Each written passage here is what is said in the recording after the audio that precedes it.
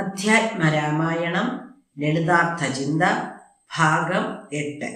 ഹരിശ്രീ ഗണപതയേ നമ. അവിഘ്നമസ്തു. ബന്ധമോക്ഷങ്ങളുടെ കാരണം മനസ്സിലായതോടെ എൻ്റെ അജ്ഞാനം മുഴുവൻ മാറി. ഇനി ശ്രീരാമചന്ദ്രൻ്റെ മാഹാത്മ്യം കേൾക്കാൻ എനിക്കാഗ്രഹമുണ്ട്.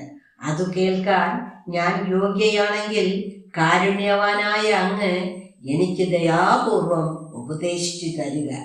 ഇത് പറഞ്ഞു തരാൻ അങ്ങൊഴിച്ചു മറ്റൊരാളില്ല.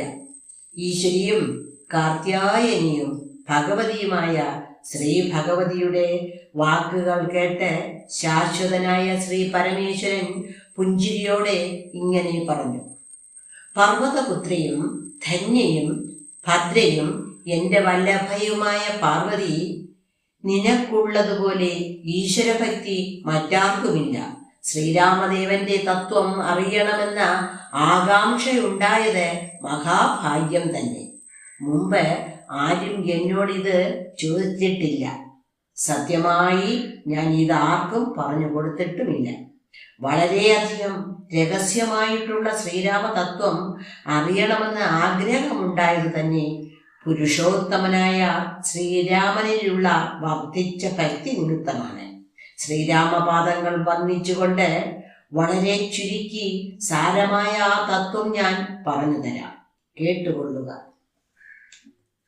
ബന്ധമോക്ഷങ്ങളുടെ കാരണം കേൾക്കമൂലം അന്ധത്വം തീർന്നുകൂടി ചേതസി ജഗൽപദേ. ശ്രീരാമദേവൻ തന്റെ മാഹാത്മ്യം കേൾപ്പാനുള്ളിൽ പരമാഗ്രഹമുണ്ട്. ജ്ഞാനത്തിൻ പാത്രമെങ്കിൽ കാരുണ്യാമ്പുതേ കനിഞ്ഞരുളിച്ചിരിടണം.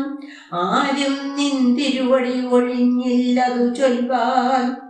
ഈശ്വരീ കാർത്യായനി പാർവതി ഭഗവതി, ശാശ്വതനായ പരമേശ്വരനോട് ഈ വണ്ണം ചോദ്യം ചെയ്തതു കേട്ട് തെളിഞ്ഞു ദേവൻ ജഗദാദ്യനീശ്വരൻ മന്ദഹാസം പൂണ്ടരുൾ ചെയ്തു: ധന്യേ വല്ലഭേ ഗിരികന്യേ പാർവതി ഭദ്രേ, നിന്നോളമാർക്കുമില്ല ഭഗവത് ഭക്തിനാഥേ. ശ്രീരാമദേവതത്വം കേൾക്കണമെന്ന് മനതാരിൽ ആകാംക്ഷയുണ്ടായി വന്നത് മഹാഭാഗ്യം. മുന്നം എന്നോടിതാരും ചോദ്യം ചെയ്തില്ല. ഞാനും നിന്നാണ് കേൾപ്പിച്ചതില്ലാരെയും ജീവനാഥേ.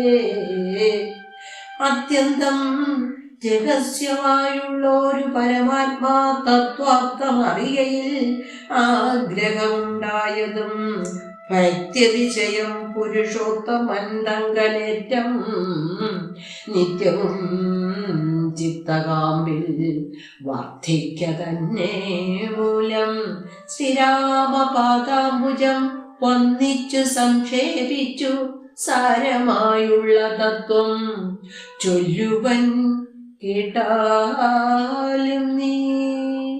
ഓം നമോ ഭഗവതേ വാസുദേവായ. ഓം നമോ ഭഗവതേ ശ്രീരാമചന്ദ്രായ.